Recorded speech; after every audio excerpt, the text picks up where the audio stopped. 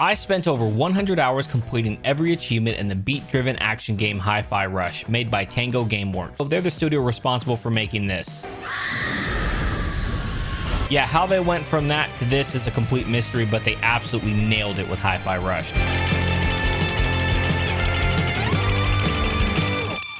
I had heard great things about this game, but I truly underestimated how great HiFi Rush really is. Sadly, we will not be seeing any more from this studio. HiFi Rush has a 100% completion difficulty of a 10 out of 10 with a whopping 71 achievements that include numerous campaign playthroughs, side quests, post-game content, way too many collectibles to count, Easter eggs, 138 challenges in the base game, and even more challenges in the bonus content that I would make harder on myself because I can't read. Step 1 was to simply complete the campaign. I had foolishly decided to play on the hardest difficulty because back when I used to achievement hunt in the 360 days, most games I unlocked achievements for would give you all of the difficulty related achievements after beating the hardest difficulty. But that's not the case with HiFi Rush. Don't tell me I really have to go back through and play on the lower difficulties. The story of HiFi Rush follows Chai, who dreams of being a rock star. Chai joins the Armstrong program offered by the Vandalay Corporation that gives those with physical disabilities robotic enhancements. And instead of waiting for his broken arm to heal, wait, is it broken? I don't know, it's never explained. But instead of waiting for it to heal, he just opts to get a robotic arm. I can't blame him. Chai's surgery is botched and he's now become fused with his MP3 player, if you can even call being smashed by an industrial machine a surgery, marking him as a defect by the Vandalay Corporation. Defects are to be eliminated per the contract that Chai signed. I don't blame him for not reading his contract. Who actually reads all that mumbo jumbo? And now Chai must fight for his survival. Is that a weapon? I don't think so. I think he's resisting. Wait, what? Immediately following the surgery, we're introduced to the beat-driven combat of this game, which would take some getting used to. There's a timing to this. Just don't get what it is. Just timing, 36%, yikes. Okay. The combat in HiFi Rush reminds me of a lot of one of my favorite games, Kingdom Hearts, but the only difference is most of the time with Kingdom Hearts, I would just unga bunga the attack button until everybody was dead. That's not how this game is meant to be played at all. In fact, if you attack off beat, you actually attack much slower. Learning to stay with the beat and really even find it was going to be my biggest struggle for this entire campaign playthrough. There are some visual tools provided, but it was distracting and cluttered the screen, so I chose not to use this. My charming good looks also happened to be in the way for a majority of this playthrough, but after each battle you are scored in 3 different areas: score, beat timing, and clear time. This will be important later on. I encounter my first ally, 808, a robotic cat, who for now can help me keep with the beat. The rest of the level serves as a tutorial teaching basic combat, combos, special moves. After getting somewhat accustomed to the combat of this game, it's time for my first boss, which is pretty much the Defect Destroyer. I like defense. That's good. I like how they taste. Oh, that's bad. The first boss fight is where the killer soundtrack for this game really kicks in. I did use streamer mode for my entire completion run, meaning I never got the full experience that includes copyright music. But honestly, I don't think I missed out on anything because the music produced for this game is still amazing. Call me crazy, but I actually prefer it over the copyrighted music. The first boss wasn't too difficult and I would manage to beat him in just a few tries. You got a killer track. But every song's gotta end. Oh, that's so cheesy. Defeating my first boss gives me my first achievements in this game. Feeling the beat for performing 20 beat hits, which is weird because I was definitely not feeling the beat at this point. Damn it, man. But what's even easier than keeping with the beat of this game is beating that subscribe button. Shameless plug over. Back to the achievements. One for defeating the boss and another for making him beat his face like I used to do with my younger brother, enough times to remove his mask. Afterwards, Chai finally meets the voice behind the cat, Peppermint, in her hideout. The hideout is where you will end up after completing every track, and it's here that for now I can do things like purchase new attacks, upgrades, and change my clothes, which gives another achievement. And I am introduced to the couch. The couch is what will allow me to progress to the next level, and here I can play with 808, which gives another achievement. Chai agrees to help Peppermint with digging up some dirt on the Vandalay Corporation in exchange for a way out. This then kicks off track 2, where I'm supposed to sneak into the head of production's office and steal her password. This level also begins to teach newer mechanics like using the robot arm to navigate and using teammates to clear obstacles. But this is where the game's writing really starts to shine. But see that switch? Let me guess. Yep, call me in. I can activate those for you. Ugh, you sound like a video game tutorial. From the start of the game, you can already tell that Hi-Fi Rush has a comedic tone about it. This might be attributed to the popularity of Marvel movie writing at the time of the game's development that I know we all love, where there are punchlines constantly squeezed in, even during the more serious scenes. But the game doesn't seem to suffer from this, as not only does the writing actually work for this game, but there are some more serious moments later on that are not entirely ruined by the need for a punchline. I say not entirely because there are some punchlines squeezed in during the more heavy scenes, but it actually works well with Hi-Fi Rush. The comedic tone continues throughout the entirety of the game, and while normally it would be cringy, it just works well with this game in a way that is charming and complements the game. For me, it's so good that I would find myself laughing pretty often at the dialogue. After a very long level filled with a few deaths and another achievement for destroying my first golden kale statue, I would eventually reach the head of production, Rekka, who I would defeat after a few tries, take her password, and meet the remaining department heads. Hey, you're on mute, bro. Zanzo, I think you're muted, yeah, honey. thank you. It's going I to didn't know I was in a stay. work meeting. Hell yeah, final rank of a D. Killing it. Oh, what do we get? Cream of the crop. Come out on top of the battle against the head of production. Once we're back in the hideout, Peppermint gives me my first ever chip, which can be used to provide additional bonuses. And taking a moment to explore my upgrades, I would end up purchasing a new special attack. In order to stop the Vandalay Corporation, I would now have to take down each department head to obtain their passwords that will allow me to shut down the AI. From here, it was a pretty straightforward deal. Hi-Fi Rush isn't an open world game, so it was really a matter of fighting my way through each level to take down each department head in their own unique boss fight. The next department head I would journey to is the guy that can never remember to unmute in a meeting, Zanzo, head of research and development. Heading into the R&D location, which happens to be in a volcano, I journey through the R&D labs where I must complete Zanzo's trials in order to progress. It's here 3 levels into the game that I finally learned how to parry attack. Not that I couldn't do this before, but I just learned about it. Using my new ability, I continue journeying through the labs, all the while completing each trial, which Zanzo claims he will give me a gift basket for surviving. Hey, subject, well done! Your gift basket is in the next room. Oh, goodies. Sounds like a trap. But what if it really is a gift basket? That's what I'm saying. And on my journey through, I would unlock a few combat-related achievements, while also learning about another combat feature in Hi-Fi Rush. Some enemies are essentially mini-bosses that, after damaging them enough, triggers a sequence known as a rhythm parry. During a rhythm parry, you must successfully match the enemy's attack pattern to defeat them. All right, that felt awesome. Eventually, I would encounter a trial with an enemy that I cannot harm. Being that this level was teaching you how to parry, I really thought the solution to this fight was to parry his bombs. Destroy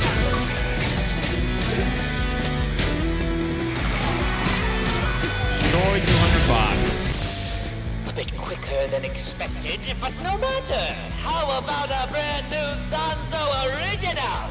Just gonna have to parry everything back.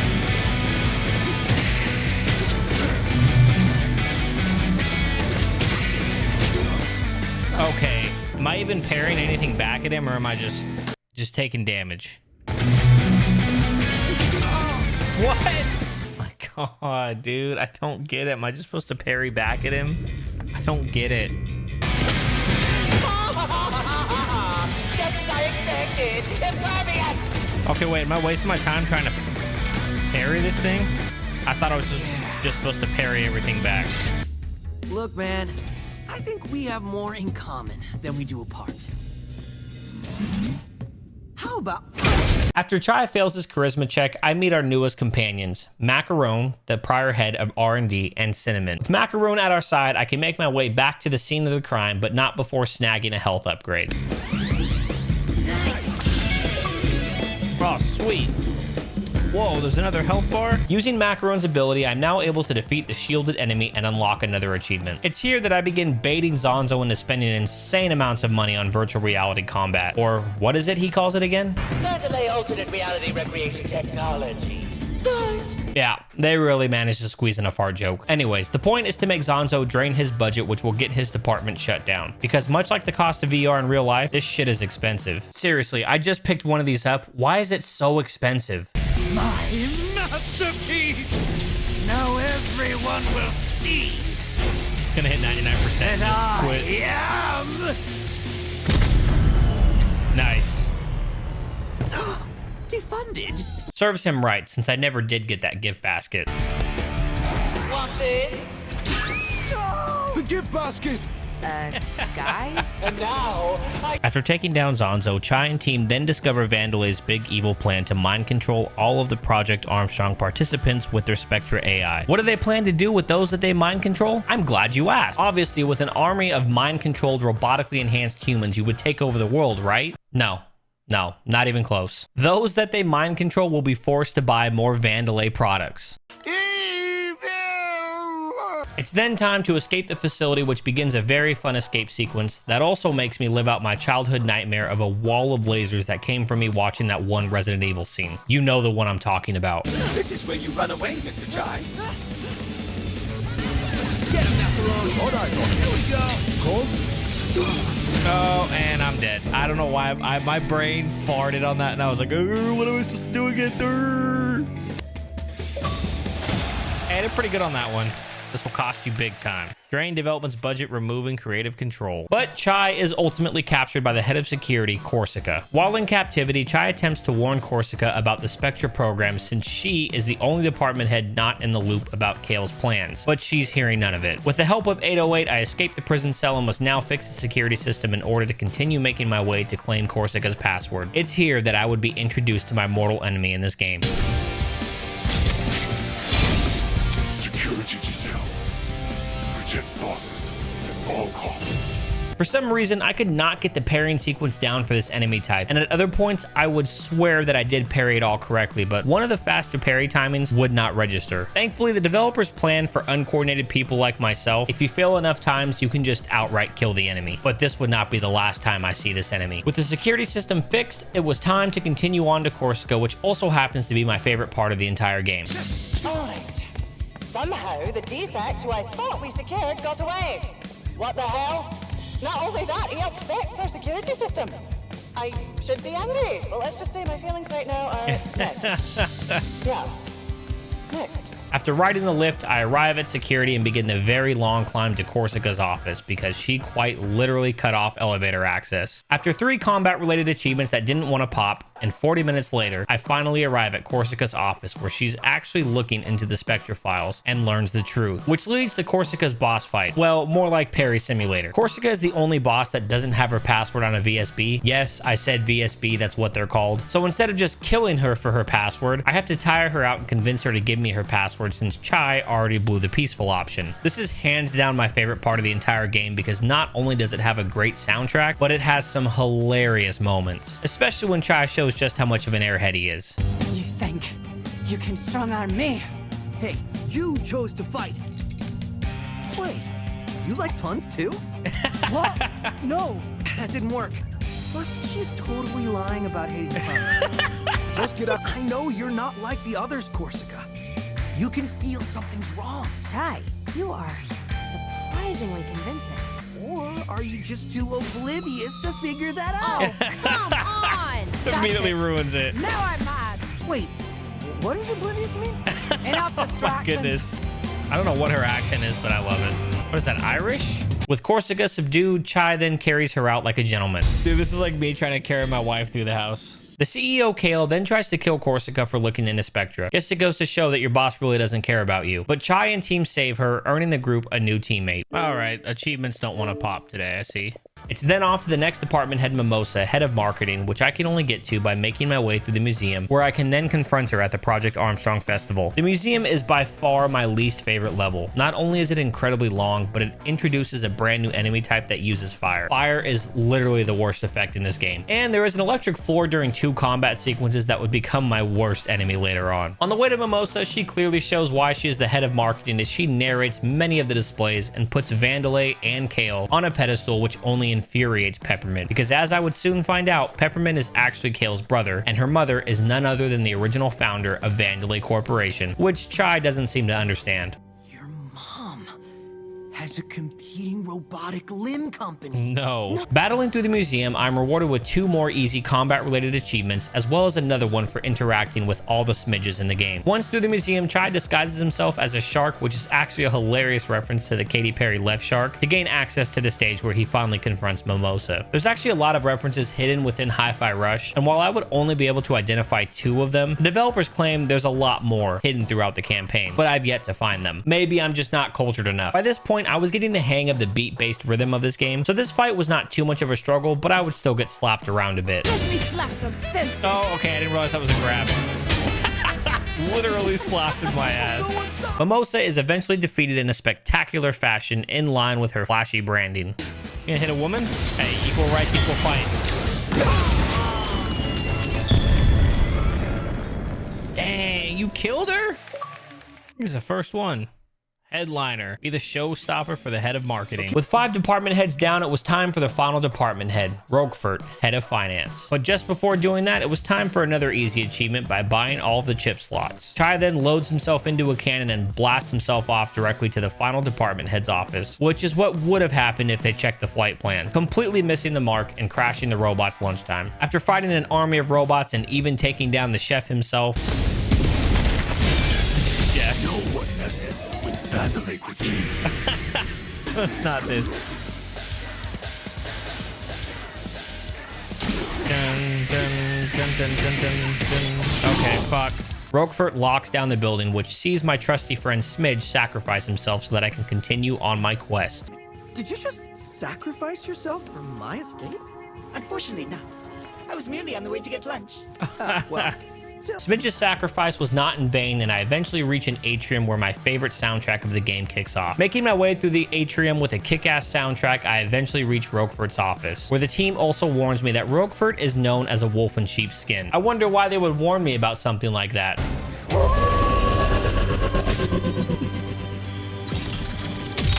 Okay, didn't know he was gonna turn into a literal werewolf. Or a cyber wolf? Oh, he's got a whole-on mech suit. This is Power Rangers? The Roquefort fight is a series of fights with him going between wolf and human multiple times, while also being forced to once again face the laser walls. Eventually, Roquefort is defeated by the very thing he cares most about. Time to cash my check by taking you out! The gold, dude. The money takes him out. Quarter 3 earnings delivered. Please watch out for falling profits. Very poetic. Time to pay up. Settle the bill with the head of finance. With all the department heads finally defeated, the last thing to do was take down the big boss himself, Kale. well, looks like we're at the end of our set.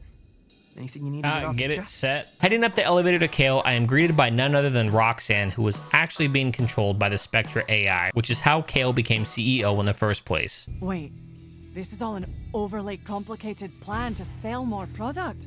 Do you have any idea how difficult it is to make something people actually want to buy? It's ridiculously hard! Hey, a new whatever! Well, what color, what model, size, speed, do I need it? All that stress, gone. Because we'll subconsciously make that decision for you. I'm getting Apple vibes here. You're nothing without my technology. You bought into it, and you'll help bring even more customers. Yeah, this is definitely Apple's whole Mom's business idea. strategy right here. Chai and team is trapped in a force field which Chai determines he can resonate with to break, which begins yet another one of my favorite moments in this game. I know I've said this a few times already, but there's just so many moments in this game that I love. Right. I do trust you. You know that, right? And I know it now.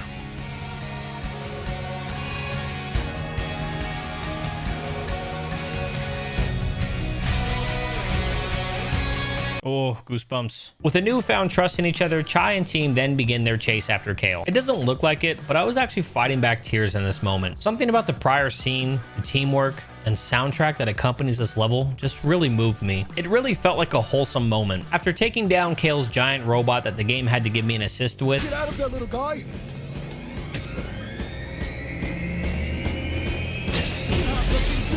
If only you grabbed that convenient magnet point nearby to escape. oh, dude, thanks, because I had no clue where I was supposed to go there. I thought maybe I was going to try to parry it or something. It was finally time for the big showdown. Kale's fight is a total of 4 different fights, during which he has drones around him that will seemingly attack you at random. Everything in this game is to the beat, so it's definitely not random, but if you're not paying attention, they will sneak in attacks, and this is what would cause this fight to be so difficult. You should see what this body is capable. I don't know, bro. That sounds kind of sus. You've gone too far. With you out of the way, now no one will stop me. Fuck the drone. The drones are what get me every single time. I don't know how many more tries I have left in me.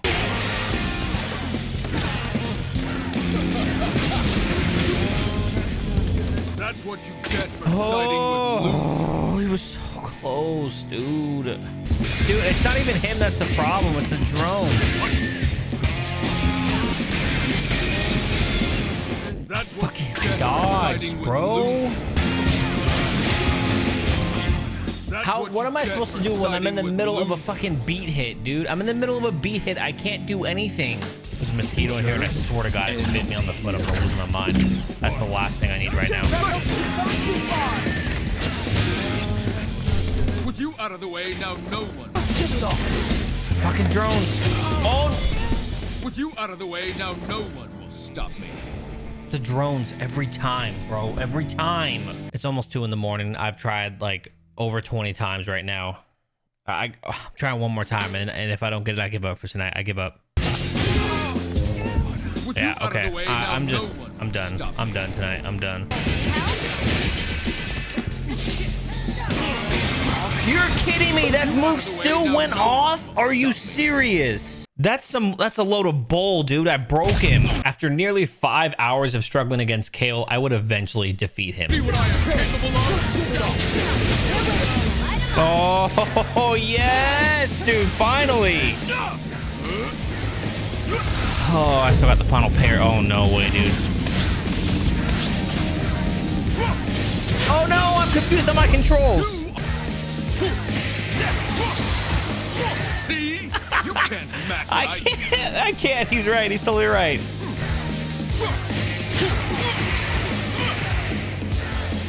Fuck, dude. It's parry, dodge, parry, parry, dodge, parry. Parry, dodge, parry, parry, dodge, parry. Parry, dodge, parry, parry, dodge, parry. This is just too much work. So he just blows himself up. Wow, that clear time. Holy moly. I even got a sad face with it. And the crowd goes wild. Finish the game and complete every level on very hard difficulty. Okay, look, when it comes to Roxanne, hear me out.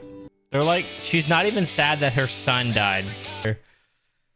Who's the boss now? Take it up with the CEO and come out on top. With Kale defeated, Spectra is shut down once and for all. Peppermint is reunited with her mom, Macaron and Corsica are reinstated as the heads of their departments, and Chai is made the ambassador of the Armstrong Project. The best part about the ending is Peppermint and her mom don't even care that a family member just died. And that's it for this game's story. Before I'd even played this game, I had no idea what to expect. I didn't even know what the story was about. All I knew was it was highly praised, and it's definitely lived up to that praise for me. The story was short but incredibly fun the whole way through. Not to mention the gameplay was also fun. The combat does require some skill, but as soon as you have it figured out, it's nothing but a fun time beating your enemies up. HiFi Rush has easily landed itself in my top 5 favorite story games of all time, but they seriously need to fix the targeting system in this game. When I had started this video, Tango was being shut down, but with the studio now saved, I'm hopeful for a new entry to this series because I will definitely be playing it. And here's where I eat my words. I actually went back and replayed HiFi Rush without streamer mode after seeing the bands and artists for the licensed music, and it was just...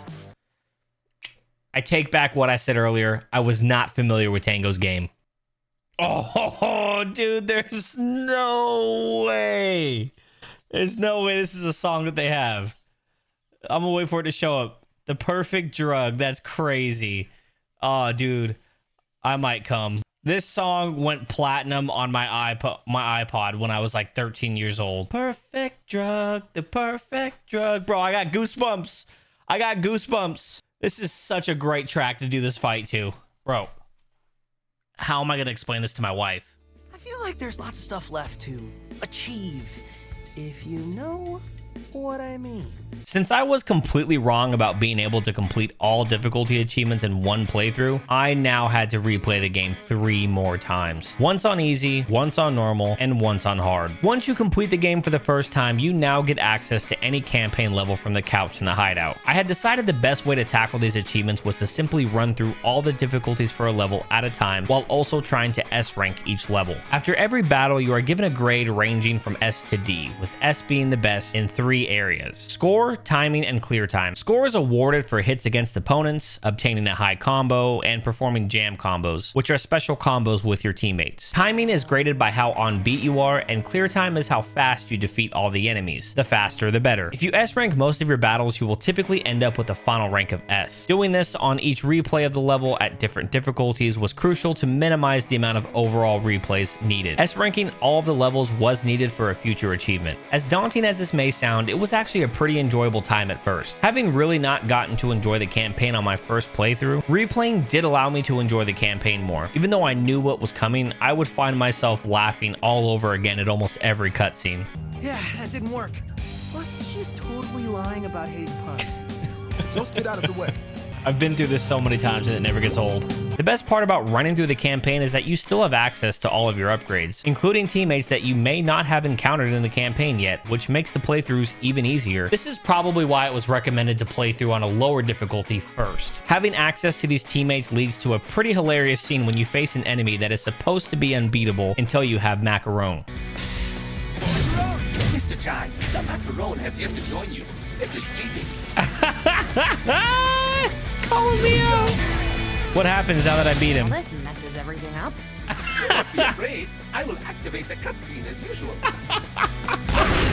But all good things must come to an end. Running through the same missions back to back at different difficulties got old fast, thanks to the moments of unskippable dialogue that would prevent you from progressing until it was over. I mean, would it have killed these guys to have given a way to skip dialogue, or at least recognize that you've already beaten the game once so you don't need a tutorial about how to use your teammates to clear obstacles? Oh, I guess it would. To their credit, it does allow you to skip other tutorials. After the daunting task of running through the campaign multiple times, I would finally reach the end. Hey, I think I deserve some praise here. Well, that was a rush. Easy listening.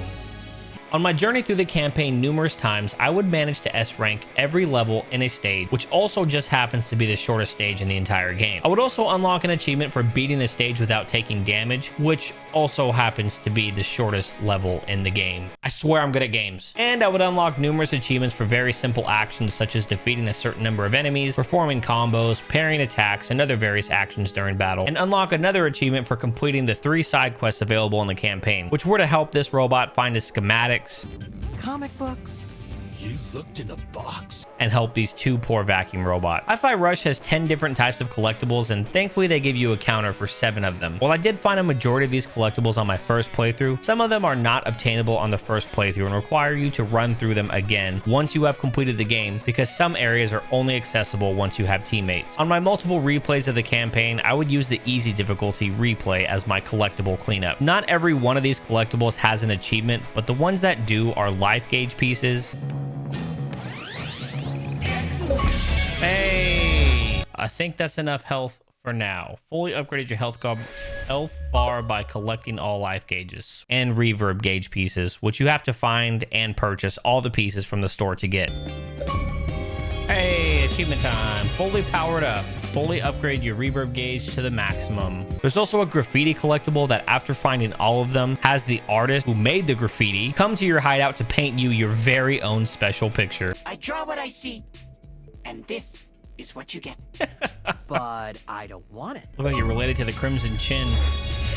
This was not what I expected. Have the artist decorate your hideout. The Vandalay Vlogs collectible also has 2 achievements, one for finding half of them and the other for finding all of them. Even after finding all of the vlogs available in the campaign, I would only have 70 of 77, with no idea where the remaining 7 were. There are some other collectibles that are not tracked in the game, such as these floating announcement drones that appear in almost every level that I'll need to shoot down. Because this one wasn't tracked, if I had missed one at some point, I wouldn't even know it. The worst part is, I didn't even know about this achievement until I was already more than halfway through my replay. Thankfully, while playing through an earlier mission, I would manage to unlock this achievement. Getting the obvious. Please do not walk in. Your turn. Go get him, Jai. Oh, I did it! trying to focus here. Find and shoot down every hovering announcement drone. Wow, I really thought that one would be a lot harder than that. Another feature of replaying the campaign is now having access to these doors known as Spectra doors that you could find throughout almost every mission. Funny enough, during your first playthrough, the characters would acknowledge these doors, but ultimately tell you to move on. All right, Corsica, you out of all of us must know what these doors are. Sorry, Chai. No idea. Really? I remember asking Kale about those when I joined the company. Never got a straight answer, though. But we should focus on the mission. Never mind those for now. There's even a pretty funny Vandalay vlog describing the doors in a when you stare into the void stares back type of way. Each of these rooms contains a challenge I have to complete, and after doing so, I am rewarded with a collectible item. Most of these challenges weren't too hard, but I said most, not all. One of the Spectre rooms has you perform 2 overkills within the time limit. What's an overkill? I'm glad you asked, because I certainly didn't know what one was either, but I knew it couldn't be stacking 4 bodies seconds apart. The how to play manual wasn't very much help with this either, which is another weak. Oh, wait. It says it right there at the start. An overkill is performing a jam combo on an enemy when they are already close to death. Well, that sounds easy, you might say, but no, it's not. By design, you can't see enemy health unless, of course, you use the chip that I completely have forgot about that shows health bars. However, a jam combo requires at least 1 reverb gauge. Going into this room, you basically start with 0 reverb. There are consumable items that you can use to quickly build your reverb gauge, but if you use this and fail the challenge, you don't get your item back, and your reverb is reset to 0 as well. Why, Tango? Why did you make it like this? The only way to build up enough reverb would be to perform combos and parry attack, but even with chips to boost the amount of reverb gained, completing this room would still prove near impossible. I don't understand this one. Okay, I think I get it. They have to be close to death, and I just way over. Literally what it sounds like, overkill. That should be overkill, no? No. Oh, I got it. The other room I struggled with was a room that enemies could only be defeated with a parry counter. Unlike overkills, I actually knew what this one was, but had not used it even a single time. Once you parry, you have a short window to call on a teammate for a counter attack. However, this room only allowed you to parry counter. If you did any other attack, it was an immediate fail. Not to mention that parry counters don't deal much damage, and after successfully performing one, teammates are in a cooldown state that makes it very easy to fail the challenge when you parry and attempt to counter but get a regular attack instead. But it is thanks to these rooms that I would become even better at the combo system, which would eventually lead me to 3 achievements for performing parry counters and overkills. Honestly, without these rooms, I probably would have struggled to get these achievements. Once I've completed all of these rooms, I unlock an achievement. Problem solved. Wait, what? And then gain access to a secret area of the game. And this is where I would find the remaining Vandalay vlog. Hey, I have to read all these things. Find and read every Vandalay vlog on the campus. The room also has its own set of doors with challenges that I have to complete in order to unlock the final door. The final door leads to a secret ending where Kale has actually backed himself up like one of those rich people in the show Carbon and is now making his big return. However, it's very short-lived. And now, the cogs of my master plan are in motion as I prepare. A clean floor is a healthy floor. Now to make sure this never happens again. Nope, don't cut the cord or anything. Do not touch. I can't see this ever being a problem again. Solve the problem once and for all in an epic battle. Discovering the secret ending earns another achievement that is appropriately named because surely everyone will listen to Chai's note. Although I was certainly struggling against I don't know what his name is. Although I was still struggling against the last samurai, I would manage to perfectly parry him and every mini boss in this game.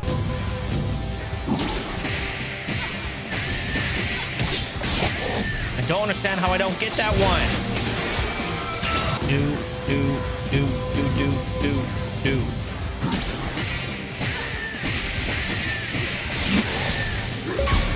Oh, there it is.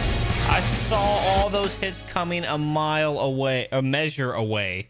Perfectly parry every non-boss enemy's rhythm parry attack. Holy cow, I knew the stupid samurai guy was the last one. And finally, purchasing every combo that is available in the store. But before moving on to the grindiest achievement in this entire game, it's first time to make this hideout a little more kick-ass. Want to hear my playlist? Change the background music in the hideout.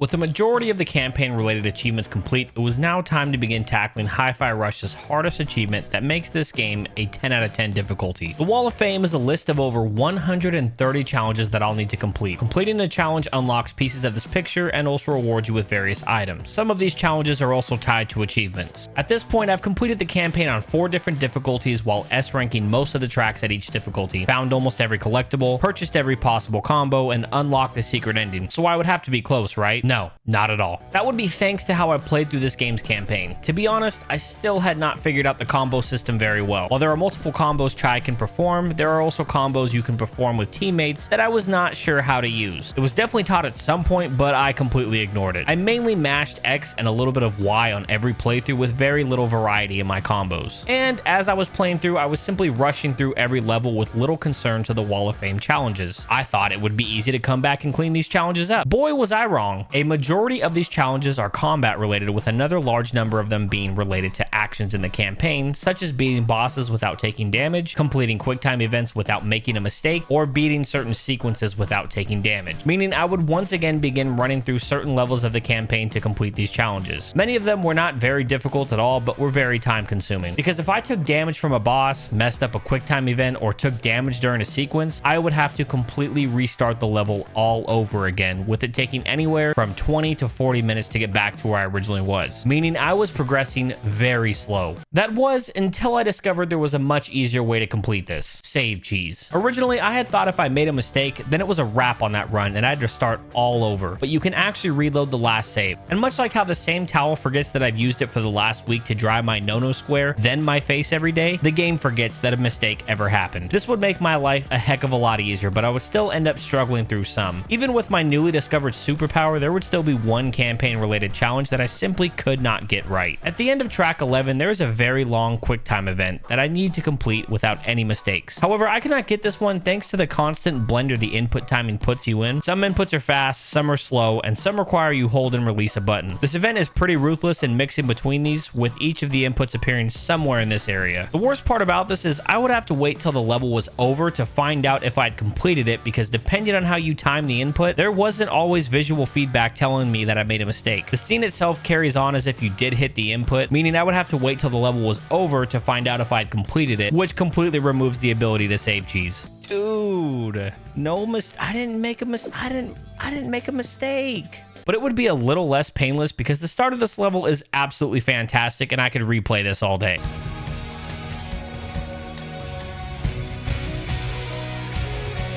Oh, goosebumps. Let's do this!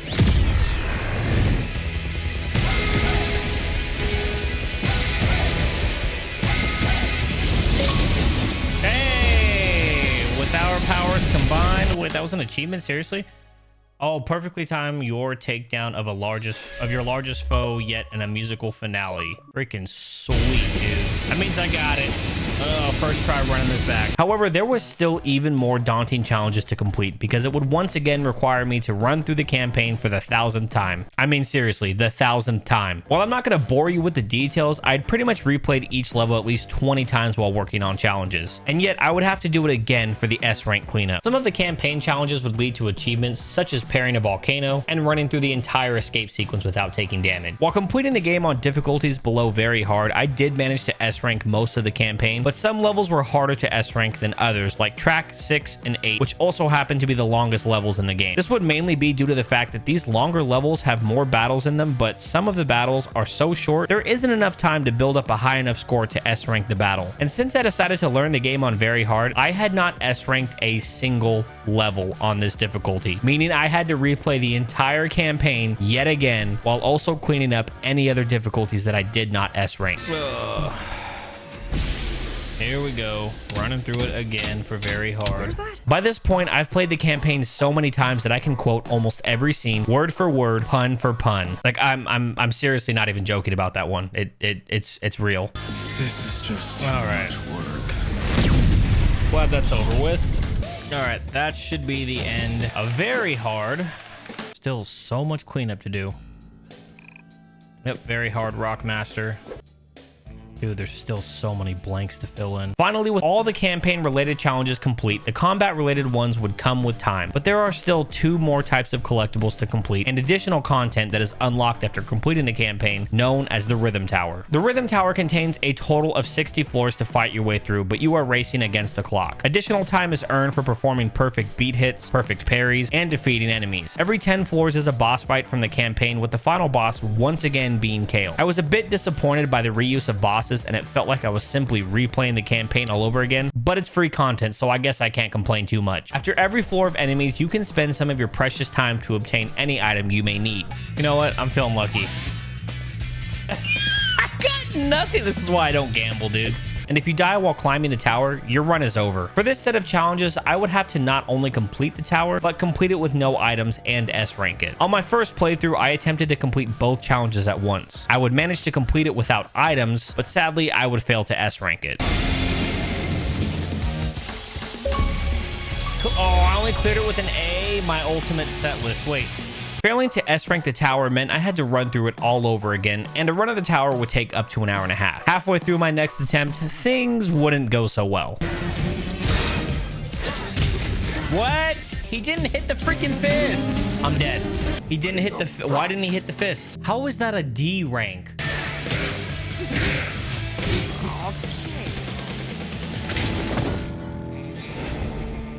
I hate the targeting system in this game. I really hate the targeting system in this game. I do. I hate it. I hate it. It makes no sense. It doesn't make any sense. Like, I'm looking right at the dude I want to go to, and then it just goes to somebody else.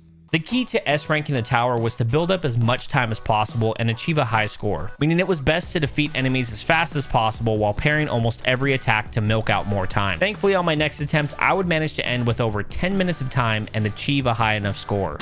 Oh, S-rank, let's go, dude, thank you. Oh my, okay, that only took 3 hours of my life tonight, holy moly. The remaining collectibles in the game were Armstrong chips and finding all locations of the HR investigator, named Seba, throughout the campaign. The HR investigator is actually an evil within Easter egg, and he is supposed to be Sebastian, the main character, which makes a lot more sense than what I thought he was when I originally found him.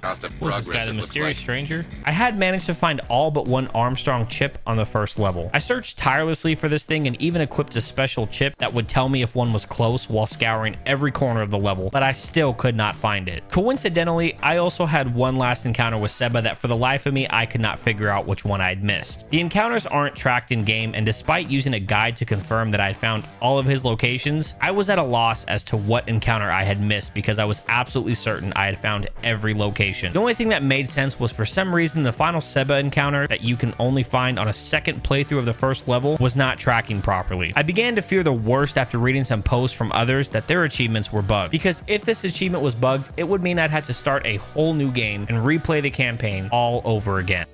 There is no shot right now. Yeah, it's crazy. You're supposed to... Okay, I just reviewed the tape, man. I've got the receipts. You're supposed to get one from the HR investigator, and I'm not getting it from him. Let this not be bugged. Please don't let it be bugged. You wake up in the morning thinking you can change things. But I know the truth. I want to change this and get this achievement, please. Really change? Can I heal their pain? You could if you give me a chip. Dude, I'm gonna cry.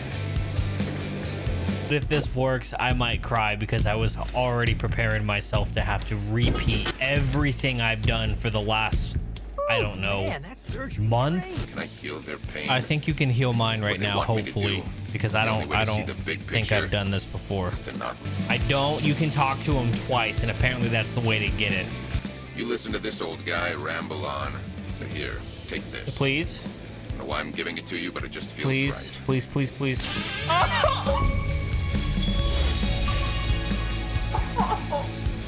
Oh my god.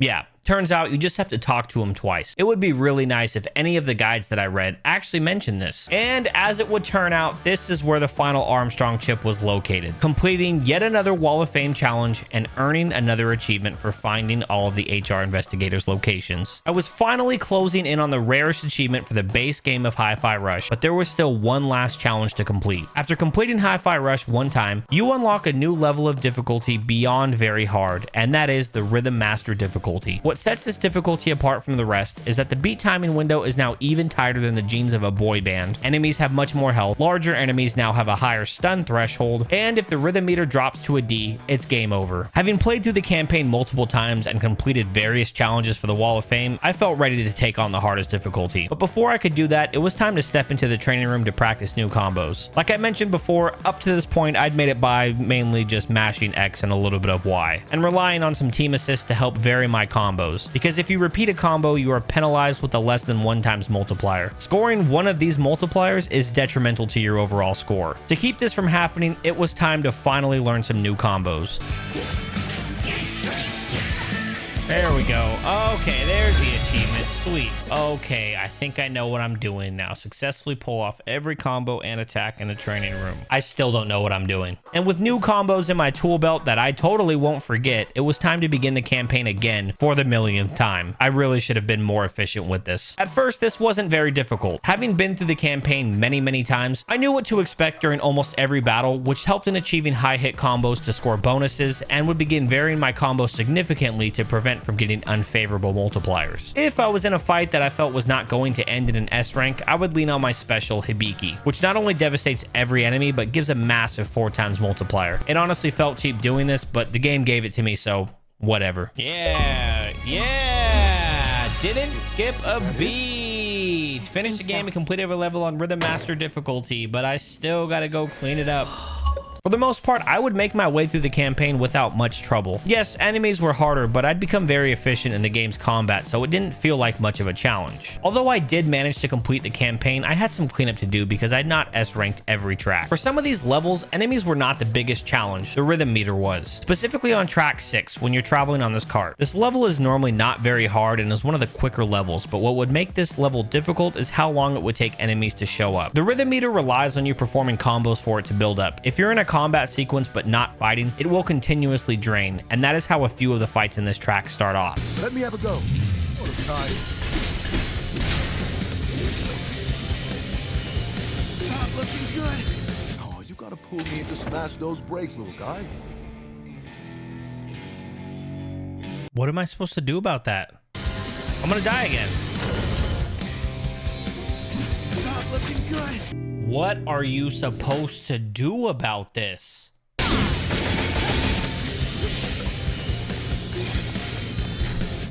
This can't be fucking real. I would manage to somehow get past this, but with so many deaths, I didn't S-rank this level. Even coming back to this level with a chip to shorten Macaron's cooldown, I would still struggle. That was dumb. I don't understand. I don't understand why I would sometimes die, but sometimes wouldn't. I don't get it. I don't get it. And best of all, I would have to repeat the longest tracks in the game, which wouldn't be too difficult, but would be very time consuming. Oh man, this one is so long, dude. It took me 40 minutes to do. However, there was one track that turned out to be the hardest one yet. Track 8, the museum. What made this level more difficult was up to this point, I had figured out most stages could still be S-ranked as long as you had no more than one death. But for some reason with this track, a single death would prevent me from achieving an S rank. Skip, skip, I don't care. Why is it okay to die one time on every other mission but this one? God, dude, I gotta listen to all this shit again. The museum stage is extremely long with very little opportunity to heal, and while I had a special that could heal me, I would often need to prioritize using my reverb gauge for combos to help build up my score during shorter fights. The final 2 battles in this level have an electric floor that would be my worst enemy. I didn't struggle with this in any other difficulties, but for some reason, I would continuously mess this up during the Rhythm Master playthrough. I would actually end up spending 3 days trying to S-rank this level before it finally pushed me over the edge.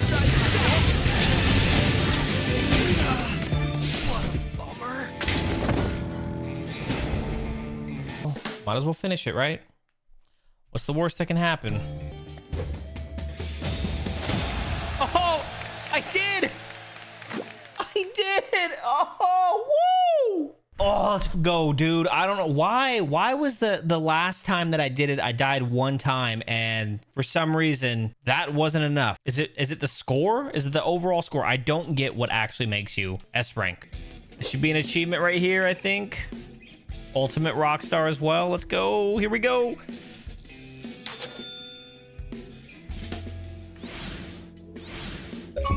Oh, there it is. Woo! What a journey it was. Complete the Wall of Fame in the hideout. Oh my goodness, dude. Holy guacamole. That was the grindiest achievement ever. I repeated that campaign so many times.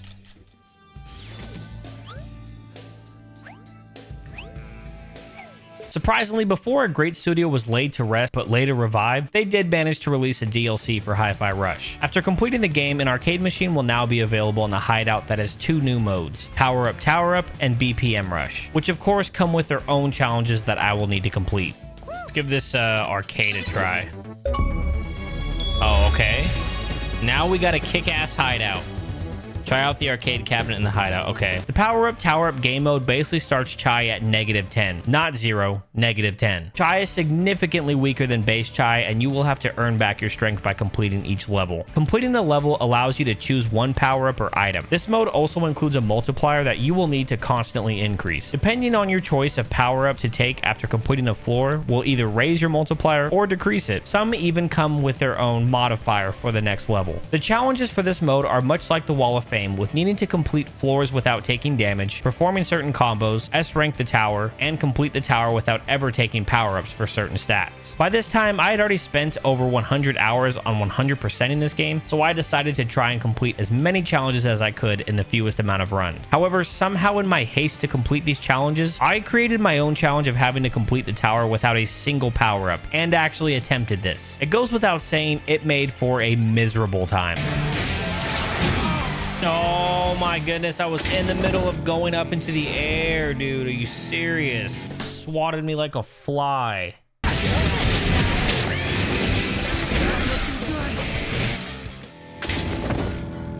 This final floor is bull crap. It's always that last hit that gets me. Oh, I'm still alive. I didn't realize I was still alive. Oh, what? Dude, I didn't even see him coming. Yeah, good job, Macaron. Way to attack the wrong direction. For no freaking reason. Who the f is spitting? When? When have you been able to do that? Get me out of here. I'm stuck, dude. It's unbelievable. No, get your little bitch ass back here. Who the fuck are you attacking? Oh my god, this run is chalk. No, no. Go attack the fucking bot. Nope. Attack the bot, not the dude that's laying on the floor right in front of you. That's so dumb. How am I supposed to block in the middle of an animation? That's so dumb. Bro, I don't care that Tango's out of business. They better come back right now to make you invincible during that freaking beat hit. That's insane. You know what? The gold guitar, bro, like, that should give me god powers is what it really should do. What the? Sometimes I don't even understand what hits me. Sometimes I don't even see what hits me. I just die. Oh my god!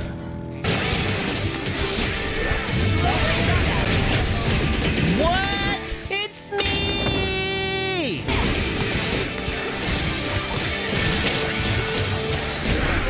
Like, what am I supposed to... I'm in the middle of a beat hit, doing another freaking combo, and I'm supposed to... Like, I just can't carry it. There's nothing I can do about that. There's no invincibility granted to you while you're in the middle of doing an animation you can't stop. Yeah, it makes sense. Definitely incentivizes you to want to do anything else other than just mash X.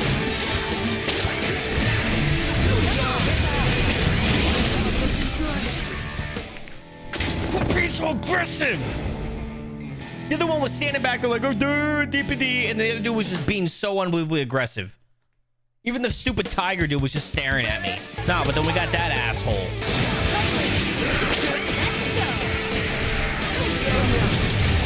Dude, get off my dick, bro. Anytime I parry that stupid, like, 3-4 hit combo, they immediately follow up with a stupid, I'm gonna jump up in the air and throw both of my saws so fast you don't even know it's coming.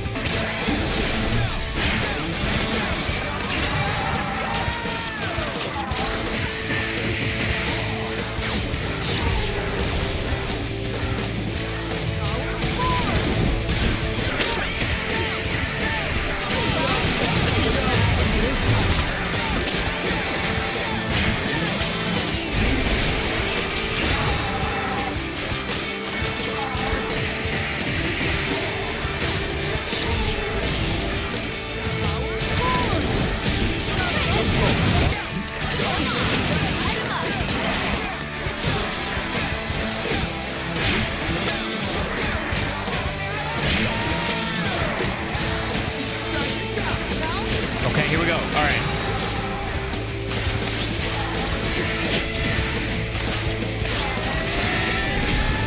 Oh, I missed it.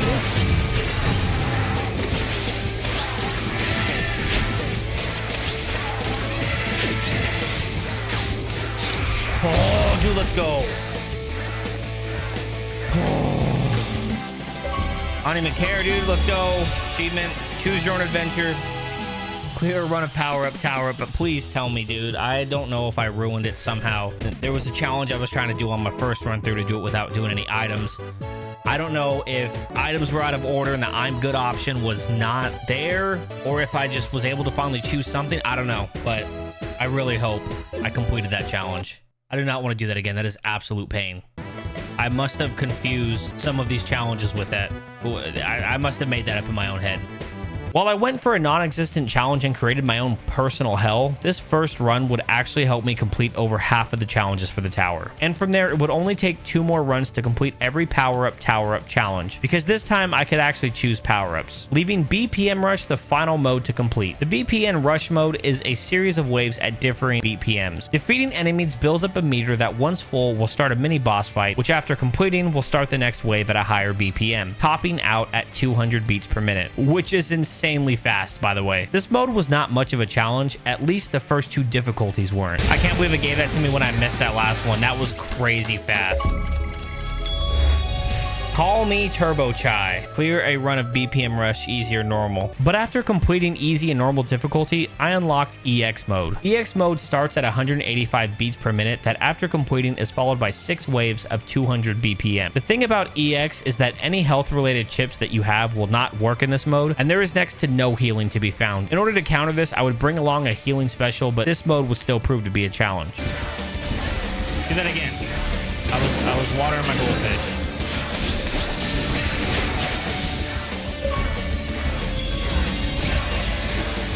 Oh, I messed it up, but I still got the achievement.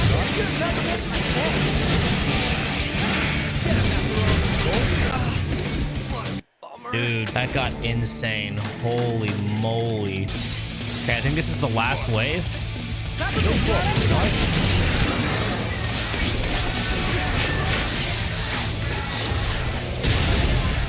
Is that it? Is it the last wave? Yes! Yes!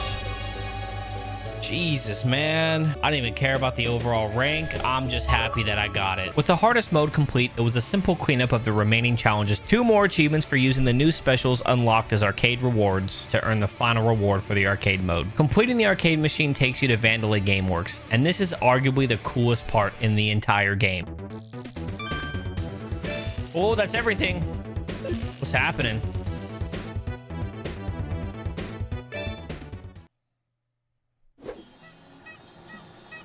Ooh, where am I? Vandalay Gameworks is how Tango refers to itself in the HiFi Rush universe, and the area you are taken to is a replica of their studio. While there isn't much to do here other than walk around, there are vlogs at each desk with heartfelt messages from each of the teams at Tango, and each desk has robots representing the employees that are all exhausted from the work they put into this masterpiece. I love this dude over here who's got no HP. Ooh, that brother gone. There is an achievement for reading all these vlogs, and while I simply could have opened and closed all of them without reading them, I had enjoyed this game so much that I felt like I would be doing a disservice to the devs by not reading them. I would spend a considerable amount of time in here reading through each one. I'm not going to spoil all of them because if you can play Hi-Fi Rush, I believe you should come in here and read them yourself. The messages mainly talk about each developer's struggles or how thankful they are for us having played the game, but there would be one that stood out from the rest. I used to be a rock star like you, but then I took an arrow to the knee. No way, dude. Oh my god. Whoever that was on the VFX team, dude, you're a legend, dude. That's amazing. To our dear ex-environment leader, I hope you are doing well. I sometimes think of you as I look up to the sky. Don't worry, I'm doing all right. Oh, dude, that's sad. Wow, that's heavy, man. My absolute favorite part of the vlogs is the constant talk about the disliking of the director and then finding the director robot roughed up. Is that the director? It's the director, dude. Directing a video game, it's like steering a ship. Dude, is that his breathing? That's kind of scary. They did make The Evil Within, but goodness, why? So it's so funny, dude. Everybody's mad at the director and he's scared of them. That's pretty funny. But what ended up happening here, they stage a coup. They take the director out. Tango certainly did not have to include this, but I'm glad they did because it really felt like an authentic way to connect with the developers and understand the struggles they went through to create not only this game, but something that a majority of the studio had no idea how to create. It would be amazing if more developers included something like this to help connect with their players. At one of the desks, I'm given a low poly skin that is needed for one last achievement. Oh, low budget costume set. Sick. Okay, it's literally low budget. Oh man, due to budget cuts, we had to cut the polygon count on these, but it's good enough, right? Anyway, it's better than nothing, so take what you can get. I'll take it. And at the end of the room is the gift basket. Well, I guess we finally got the gift basket though. Yay! It was all for this. Finally get your hands on that gift basket. After such longing, the reward is finally achieved. You finally obtain the coveted gift basket. Return to the hideout and enjoy basking in your achievement. Unfortunately, Zanzo's body pillow is not included. Oh man. Oh, another achievement. Voices from within. Read all messages from the developers. Due to limited benefit budget, this fruit will not be restocked. To preserve the image of worker benefits, we advise that you do not consume said fruit. Oh, dude, it's all rotting too. That's gross, man. But golly, every corporate job ever, dude. Got to keep up the persona, the looks as if you're given more than you really are. And now, finally, with the base game achievements complete, the Rhythm Tower and Arcade Machine achievements complete, there was only one achievement left, which would actually be a very simple one. The final achievement was to beat Kale using the new low poly skin that we just obtained. Oh, there it is. Okay, woo! Low budget finish. Is all the achievements, man. Holy moly, dude. That was grindy, but this game was amazing the whole way through. I didn't think I'd like the whole beat thing. It was kind of annoying at first, but once you get the hang of it, it's actually a ton of fun. The story was amazing. Like, it wasn't like the greatest plot in the world, but it was fun the whole way through. All the puns. Now that I understand that there was references in there to like movies and things like that, like the Left Shark, now it just makes it even funnier. Like thinking about all the things that I can think of off the top of my head that I know are references to movies and other stuff. And so it's just funny to see all know that they included all this stuff in here. Like they put a lot of work into this game, and it really shows. It's a great fun game. I almost wish I could play it again, but I'm also so glad to be done with those achievements because some of those were absolute pain. But it also sucks that Tango put out such a good game and got shut down, dude. I don't understand how that happened. It sucks that we'll never have anything else from Tango, to add on to Hi-Fi Rush. There's so much I could have done with this, and they were never given the opportunity to. It really sucks.